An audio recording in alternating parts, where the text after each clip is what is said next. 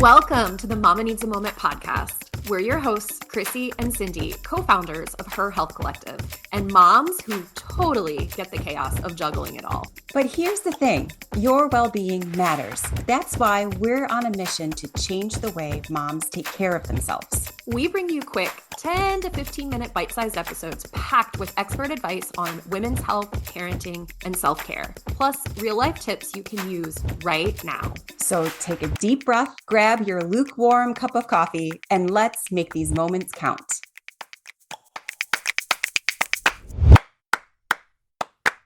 Thank you for being here today. We are very excited to welcome several of our Her expert providers to today's conversation. You can learn more about each of the experts featured in this episode, as well as many other of our trusted professionals through our free provider directory, and we will link that down into the show notes. This episode is part of our expert roundtable series, where we gather our professionals together from a range of fields to talk about the topics that matter most to moms.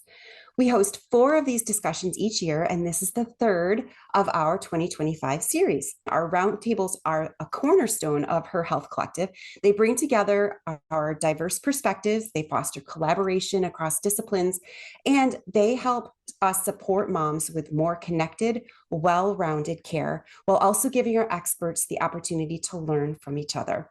Today, we're diving into the theme, creating a legacy of health for your family.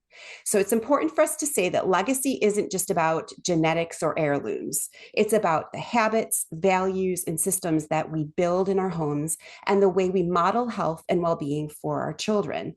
These everyday choices, the things that we prioritize and how we navigate the challenges and how we care for ourselves and each other, become the foundation of the health legacy we pass on to our future generations. So before we begin, we'll invite each of our experts to introduce themselves and share their area of focus. I'm just going to go across my screen with the person I see first, and that is Dr. Nora. Hi, Dr. Nora. Can you get us started by introducing yourself, please? Of course. Thanks so much for having me. I am Dr. Nora Witten, owner of Functional Physio / Functional Pelvic Health. We are a physical therapy clinic.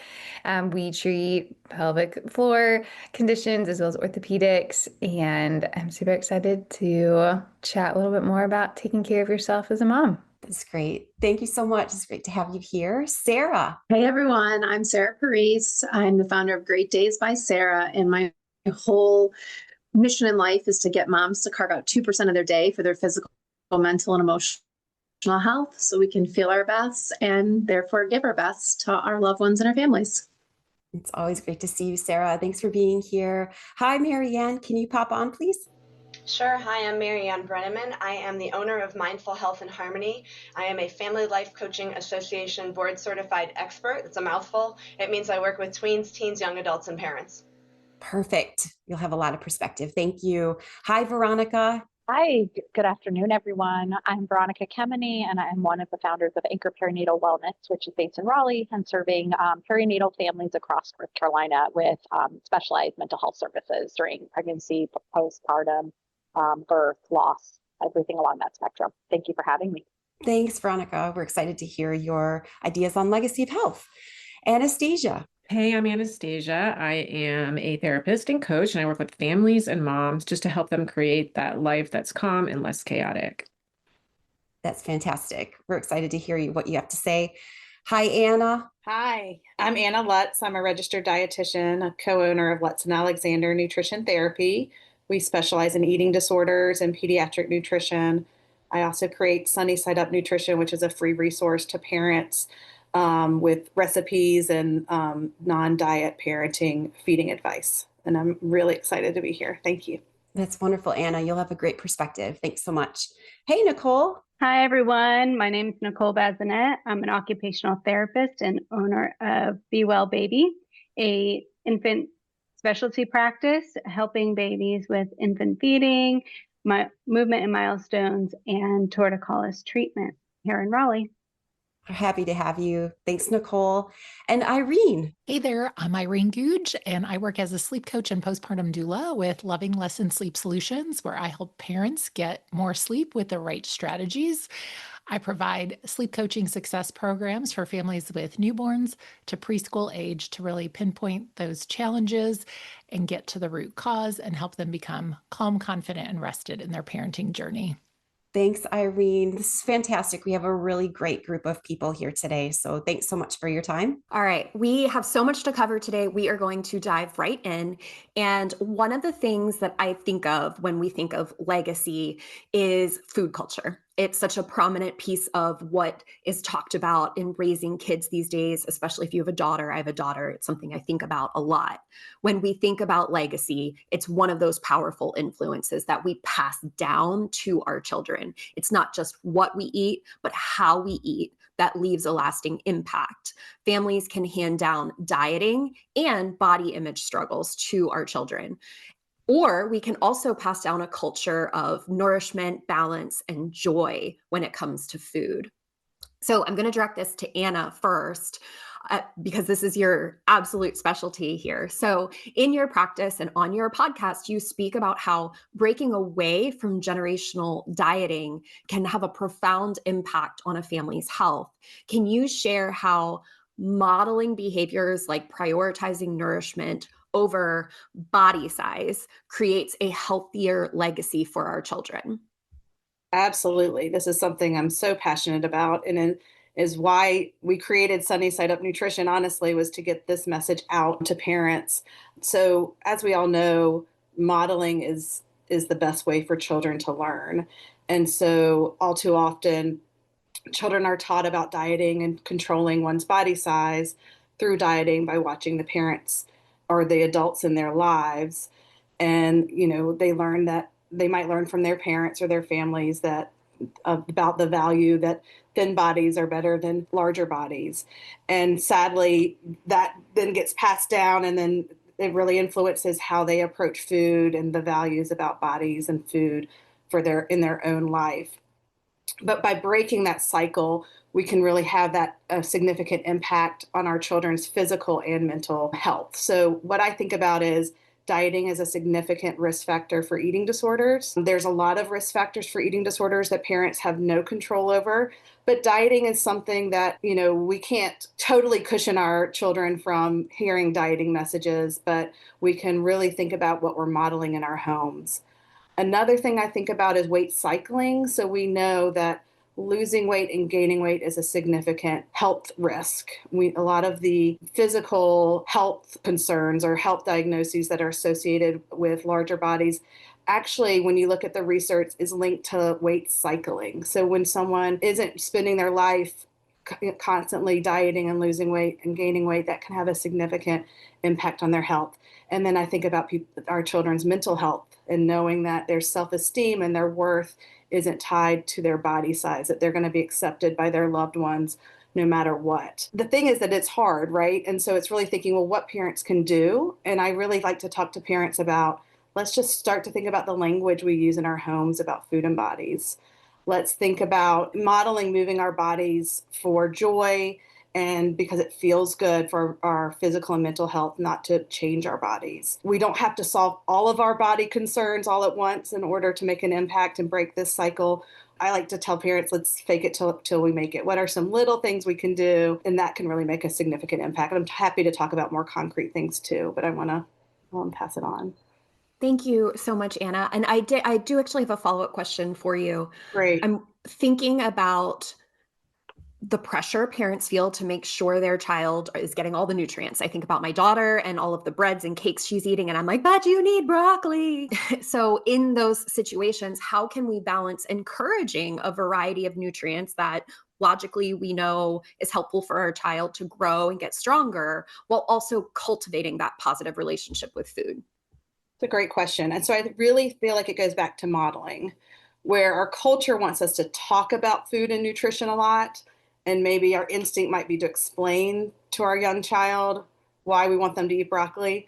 But really, if we can go back to the modeling of what are we serving our children throughout the day for their meals and snacks? What are we ourselves doing? Are we stopping to eat and sit down with our children when we can? We all have very busy lives, but how are we modeling what eating well looks like?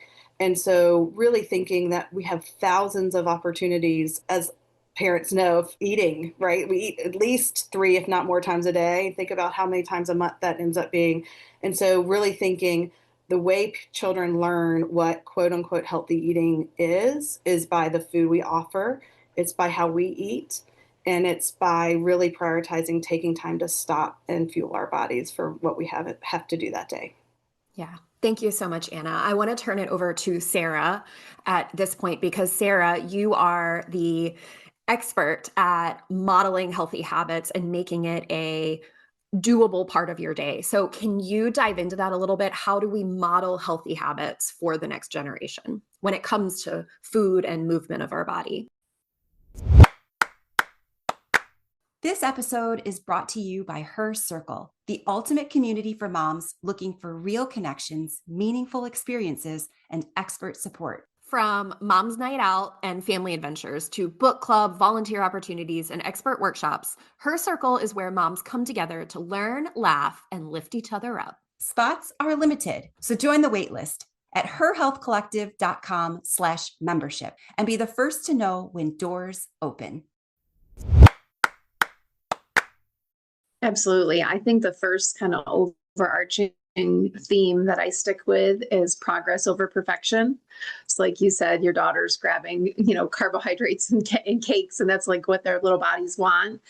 And just teaching them that it doesn't need to be perfect. Like you can have dessert at night. You can go to a birthday party and have a snack. But overall, this is what we're feeding ourselves at night. Like when we sit down to dinner and we have protein and we have fruits and vegetables and we have those healthy carbohydrates, that's the focus, but it doesn't make the other things bad either. That it's like you want to eat, I say 80-20 all the time. Like 80% of the time you're making these good choices. And the other 20% of the time is, the stuff that are treats and that things we want and things like that. And I think you'd be surprised with a very early age, not labeling things as good or bad really helps. That I think just kind of takes away that pressure of, because I grew up in the 80s and 90s, like skinny was the only version of things you had to be. And it was very clear from a young age what was good and what was bad. And brownies aren't bad. Like brownies make you feel great. And brownies are life. Recipe. I'm just going to interject and say there. Right? And we have a brownie recipe that's been passed down generation to generation in our family. And it's something that we hold so dear, like the process and the ritual of making these brownies and enjoying them with family and enjoying them with friends that come over. Those brownies aren't bad. I mean, should I eat them for breakfast, lunch, and dinner? No, but it's just about making those healthy choices. And it is all about modeling. So if you you only put like bread and some broccoli in front of your kids, of course they're going to eat bread. Like I would eat bread too if I was able to, but just having those choices and kind of taking the pressure away from what we say like traditional dinner looks like. So growing up, it was like you had your protein, you had your carbohydrates, you had a vegetable. Well, it doesn't need to look like that. We do a lot of charcuterie board dinners because I have 2 very picky eaters, and we give an option of proteins and like an option of dairy choices and an option of fruits and vegetables. And it really doesn't take all that much more time to do, because we prep things a little bit ahead of time and then give the choices. So there's a lot to choose from. So it's not like, oh, there's only broccoli tonight. Oh, my daughter hates broccoli. What can we do? Like it might be, okay, do you want carrots and ranch? Maybe you want some broccoli. Maybe you don't. Maybe it's snap peas tonight. But having this charcuterie board thing we've come back to a bunch, even with sports nights, of having just options. And there's a lot of healthy options, and it doesn't need to look a particular way. Your plate doesn't need to be that chicken with the broccoli and the rice like it did for many of us growing up. Yeah. But giving them the power to choose, I think, is huge. Yeah. Thank you. Thank you so much, Sarah. I wanted to throw in something around infants and feeding, especially as a postpartum doula. One of the things that I oftentimes see is like, is my baby eating enough, whether we're breastfeeding or formula feeding? And so it's recognizing, can I tune in and know and understand what my baby actually needs and be okay and trust them in that process? And I just share that because sometimes that's a great place to just start and reset. So we start laying that foundation as we model those healthy habits. Thanks so much, Irene. That's a really good point that you just made. I'd like to move into the section where we're talking about our self-care and growth as a model for passing down important habits to our children in terms of legacy. So when we as parents invest in ourselves, we model what it means to live in balance. By caring for our mental, our emotional, and our physical health, we're showing our children that our self-worth and well-being are non-negotiable, and we're hoping that they pick up on that as well. It's a very powerful legacy to pass down. What role does parental self-care and personal growth play in shaping the health legacy we pass down? And Irene, we're first going to direct it to you. Again, in your work, you emphasize the importance of parenting from a place of rest. Oh my gosh, that sounds delightful, but so hard to do. How does modeling rest and self-care impact children's understanding of what healthy living looks like?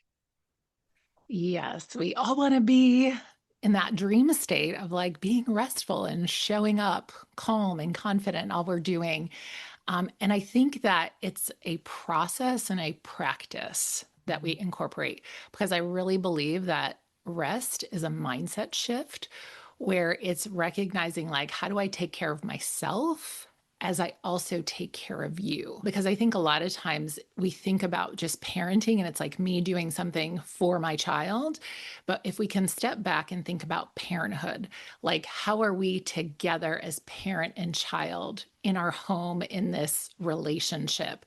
How do we make things work even in the newborn season? I think that you can begin this in understanding how we're all communicating and being able to actually just pause and model what it looks like to go to the bathroom and take care of yourself.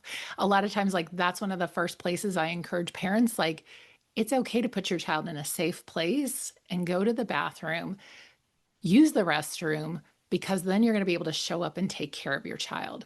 So I think that the mistake we make is that we feel like self-care has to be this like big grandioso thing that we need to do, like getting our nails or hair done or something like that.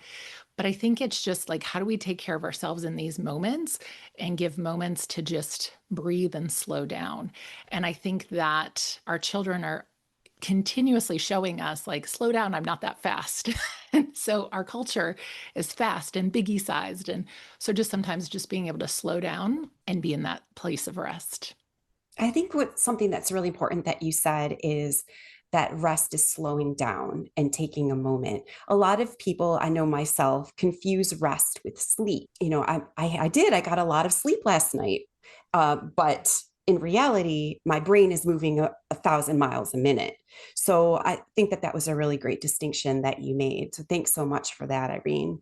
Yeah, I'll share one of my best tips is if you can take a rest in the middle of your day, just pause and start with 5 minutes. If you're like, I can't do 20 minutes, it will be amazing to see how much your day multiplies in time and energy.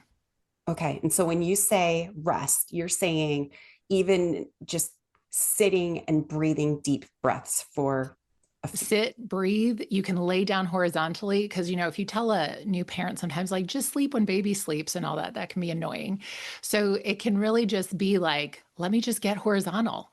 Let me just do some deep breathing, maybe meditate on a scripture, maybe repeat a safe favorite mantra or quote, and just take 5 minutes, ideally 20, but start with 5 and work your way up to it. Like that has been a game changer for me. Yes, yes, very good. Yeah, Sarah mentioned in the chat, she mentioned slow down to speed up. I think that sounds delightful to just Yes. shut the brain off for just a very short time. I'm going to turn it over to Anastasia. You talk about in your work how children trigger our old wounds and insecurities. Can you explain how personal growth and self-awareness help parents respond with consistency and compassion instead of immediately reacting on the spot?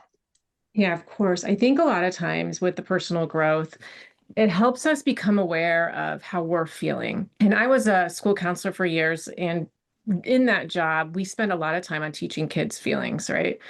Or I did as the school counselor. Like, how do you feel today? Why did you hit that child? Were you mad? Were you angry? Whatever. And so I think a lot of times in the personal growth and in that self-development, it really helps us learn how we're feeling. How are we feeling in the moment? Because you start really investigating all these past things that happened in your life or what's happening now. So I do believe that if we can stop, take a breath before we react, think about how we're feeling, that's really going to impact the consistency of how you're responding to your child. And so if they see that with you, then they're going to, like all the modeling stuff you're talking about, they will model that. They will learn from you that, yeah, we're not just going to react, we're going to stop, we're going to think. And it's not even something you're going to have to verbalize. It's just going to be some organic thing that happens in your home. And like, even when y'all were talking about the food, I was thinking like modeling can be really hard if you still have those old wounds. So not beating yourself down, right? Because you're reacting to a child because they want just whatever for dinner, but really thinking about, why am I having this feeling? Why am I reacting to this? And if you can get to the why of it, a lot of times that will help you in your reaction to them, in how you respond to them. One of the tips that I have a lot of times for families is, I tell them to do it for the kids, but I think it's really great for us as parents as well, is a feelings poster, right? So keep a feelings poster with like pictures of faces on your fridge. And whenever you're reacting to something, look at that poster, be like, okay, how am I feeling in this moment? Am I angry? Am I like just anxious? Like, what's happening in my body right now? And then you can do the same thing with the kids, like just when they're doing stuff, like, how are you feeling? And so I think a lot of times if we can bring that feeling language in, it helps us to stop and think. That's a really great thought that you had. And as you were talking, I was also thinking of parents who are raising neurodivergent children, because a lot of times there's very minimal pause before they have the outbursts. And that is really triggering for a parent. If you had that resource available to you where you can see it, that's a great way to model for sure. It is. And what's really cool about having something like that is then it brings language. So especially with neurodivergent kids, if they can have words a lot of times, or if you, as they get older, if you can get them to verbalize, it gets them to be able to stop and think. And that can also help with the behavior, because you're not just getting sounds or anger, you're getting also the word with it. And then you start communicating. Right. Oh, that's fantastic. Thank you so much for that. Dr. Nora, I'd like to come over to you and get your physical therapist perspective on all of this. Many moms feel guilt when they prioritize their own health. How do you encourage moms in your practice to reframe this mindset? And how does reprioritizing their wellness ultimately benefit the entire family? You can also use yourself as an example, because you have two small kiddos. So I'm sure that you have feedback. Yeah, definitely. This is something I've definitely struggled with myself, and it's hard and it's real. And so I think first, just like acknowledging that that's maybe how you feel is a great place to start. But what I think personally for me is I've realized that when I prioritize, my exercise specifically, I mean, it could be, doing your PT or, going to PT or, whatever it is that really like helps you. But like for me, exercise, when I prioritize that, like I'm like, wow, I'm such a better mom. I'm more patient. I just feel better, right? And so even though I might feel guilty about taking 30 minutes to an hour to work out when my kids are in the kids care at the gym, or, like I've let my kids watch TV while I work out.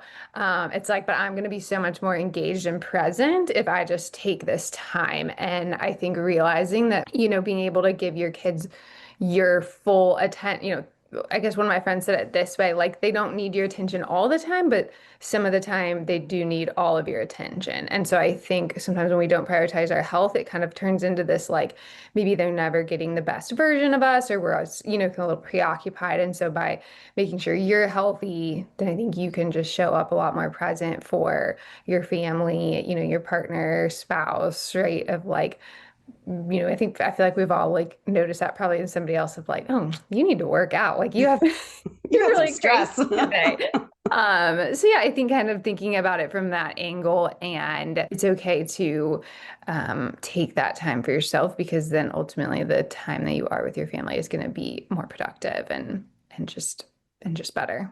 Sure. I have a follow-up question, but I also want to pull Sarah into this follow-up question. Dr. Nora, if you wanted to answer it first, and then Sarah, I wanted to talk about burning out, like the burnout cycle, and how there's a movement about redefining motherhood and balancing motherhood. And you were talking about prioritizing, Dr. Nora, like finding that time to work out or do what you need to do for your body.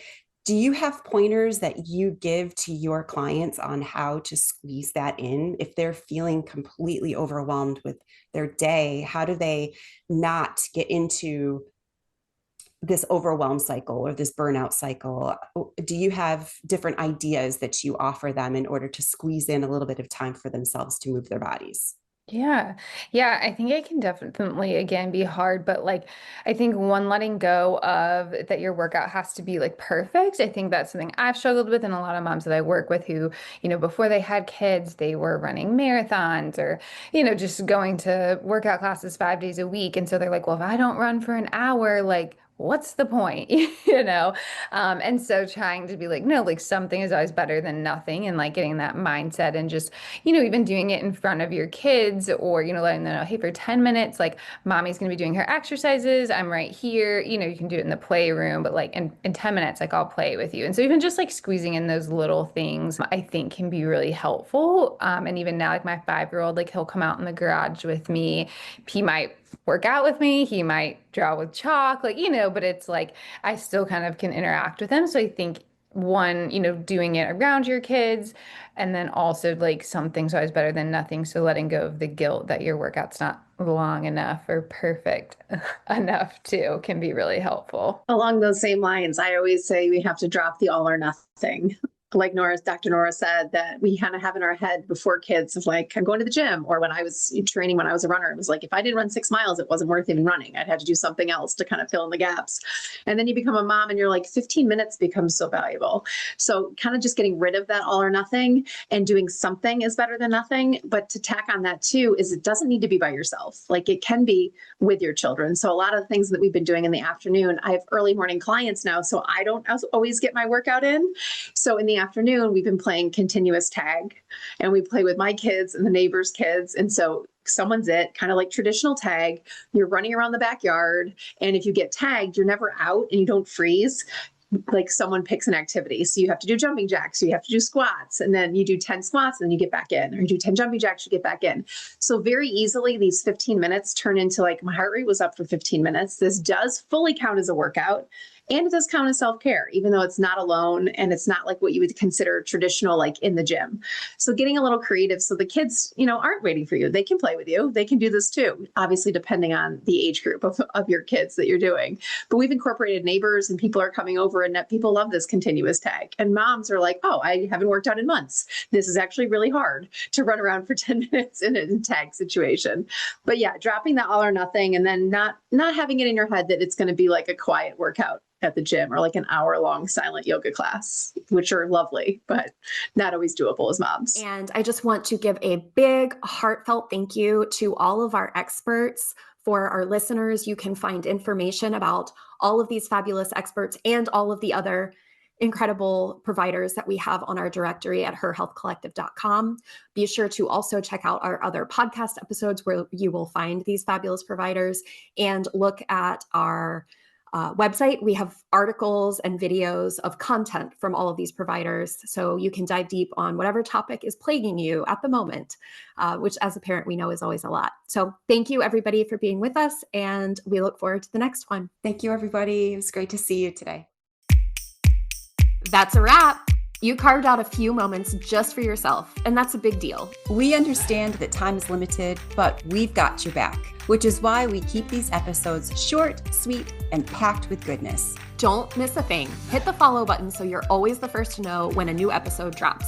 If you had as much fun as we did, let us know by leaving a review. And remember to let other moms know that we're here doing motherhood alongside you. Grateful to share a few moments taking care of you.